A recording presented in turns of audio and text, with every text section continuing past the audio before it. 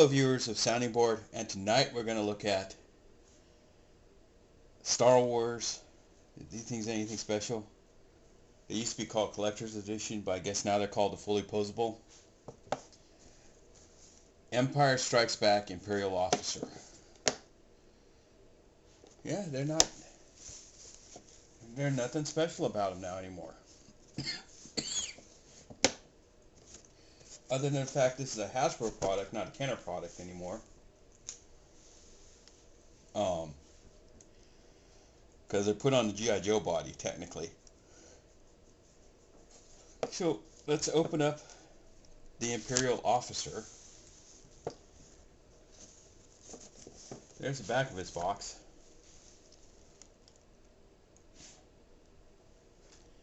It has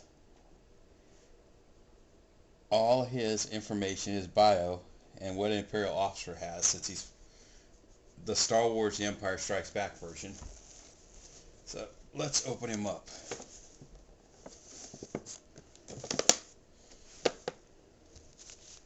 This is almost towards the end of their 12-inch line because the boxes are cheaper, and I think they were putting more energy to the G.I. Joe line at this time than Star Wars, because the Star Wars sales were waning, proving too much sales of stuff is a good thing and a bad thing. This is what is called an Imperial Blaster. I don't know why. It doesn't look like an Imperial Blaster unless it's broke. And here's what he looks like out of the box.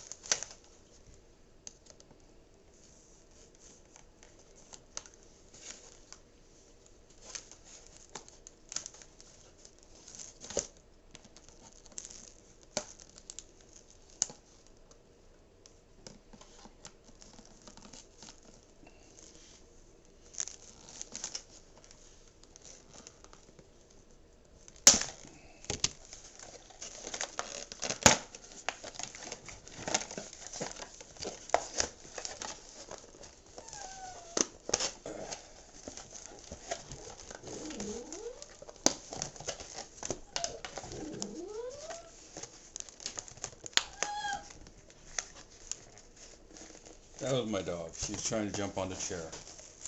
So I was making a show of everything now that she's gotten older. We're almost done getting his stuff out.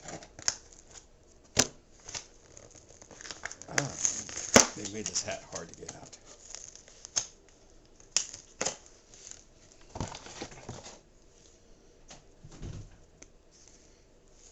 And here's what he looks like.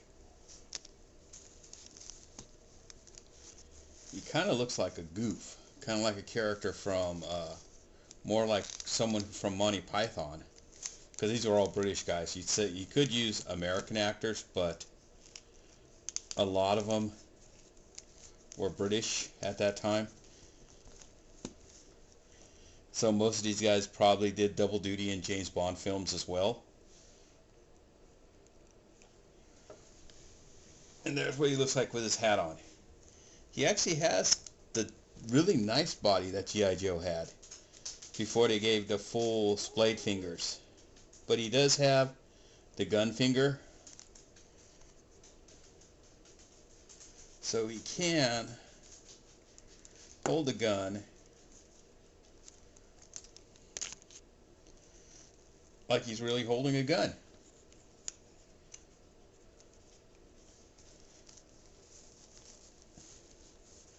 He doesn't look bad with his hat on, but like all G.I. Joe guys, the joints are all in different directions.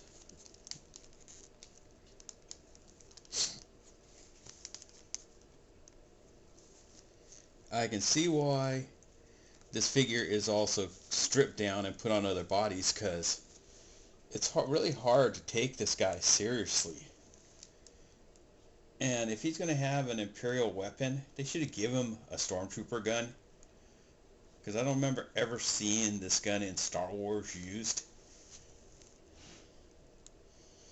And I don't think Imperial officers ever carried weapons other than in the fan stories. Usually they just stand around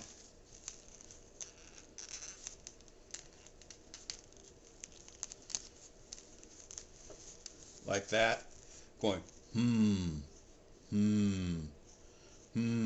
don't upset Lord Vader. Ooh, I gotta go talk to Lord Vader.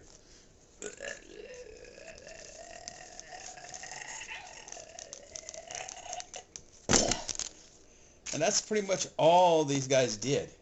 That's why I think he was on the clearance rack. If you notice on the box, if you could see on the front of it, he was closed out at Toys R Us here.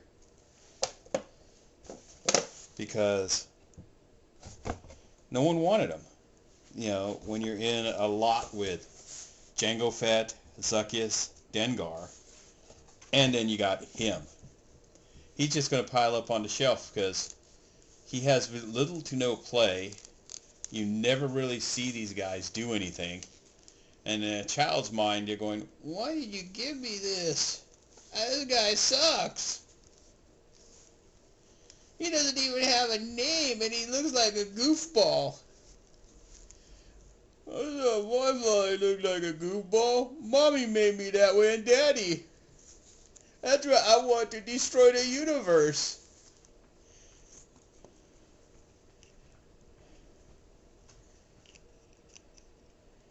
You know, it's like, you look at his stuff, you're going, wow, you could have just converted a lot of stuff from G.I. Joe, German stuff, because he has the boots from, the riding boots from Teddy Roosevelt. I think he even has the riding pants of Teddy Roosevelt.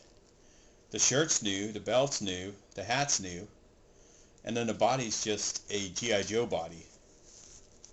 And then this gun, I've seen this on other Star Wars guys. I didn't know whose guns they were. I think, I just found them in a box one time and put them on Kevin Sorbo because they look cool on him with his Andromeda outfit, which looks very similar to one of these uniforms, which is kind of funny, but black with gold detailing. But yeah, he's kind of an unimpressive figure. I can see why, other than if you collected all the 12-inchers, this was kind of part you needed it. You had to have it. But Hot Figures tended to do a lot more better figures, and they started putting out the Star Wars 12-inch line as Hasbro slowly died. And you got these really, really high-grade 12-inch figures that had weapons and interchangeable parts and interchangeable hands, and even some had interchangeable head faces with different facial expressions. But yeah, you know what they should have done? They should have given him the AT-AT commander armor, chest armor as well, and helmet, so he could be dual used. But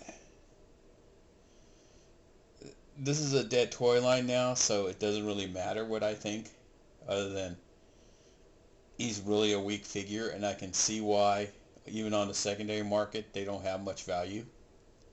So until next time, this is the Sounding Board, signing off.